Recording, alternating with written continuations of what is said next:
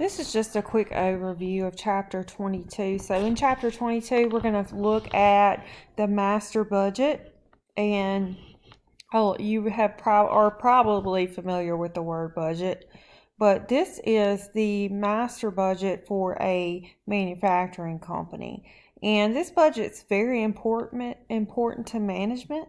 It's a way for them to communicate their goals to the employees, and so everyone can be on the same page. It's also a good way to evaluate how well the company is doing.